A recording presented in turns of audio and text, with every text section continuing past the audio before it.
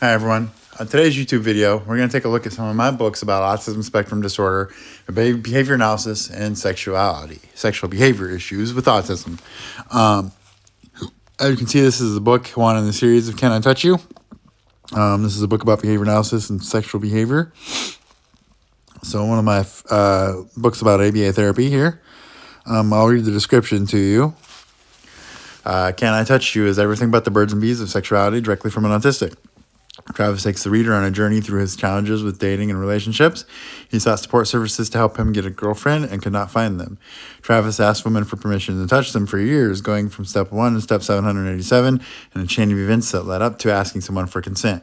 And skipping steps, he was labeled a creepy man, borderline a sexual predator. In this book, Travis disseminates the science of applied behavior analysis, teaching behavior analysts how an autistic mind might think and analyze the sexual world around them. In this series, you'll learn about several behavior analytic topics, from medical necessity and dosage to generalizing and applying to soft skills for BCBAs and sexual behavior. This book will be a fantastic tool to anyone wanting to know how an autistic person thinks and analyzes the sexual world around them. Can I Touch You proves to be a groundbreaking book in behavior analysis that will help behavior analysts help autistic people understand the social contextual issues. So that's Can I Touch You? That's book one in the series, Can I Touch You? Now we're going to take a look at problematic language and level 1 autism here.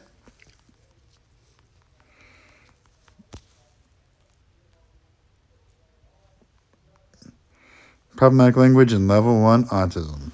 Let's take a look at that here. You can see this book here. It's on Amazon. It's a great book. It's going to be a series as well. And the first book is out and dropped. And you can get it for $4.99 as an ebook or $14.99 for paperback, all on Amazon. So here we go. Description.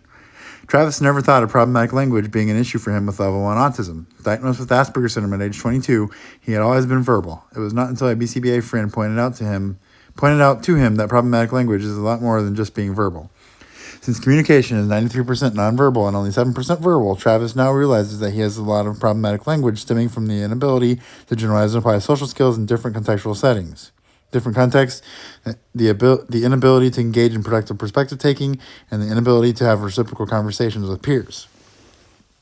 In this book, Travis talks about how being black and white, not understanding gray thinking concepts, leads to problematic language that eventually led to inappropriate sexual behaviors.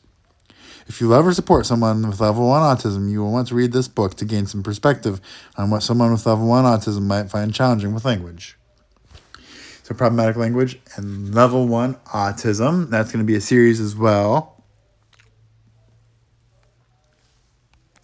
And the last book we're going to talk about this morning is the newest book that just dropped.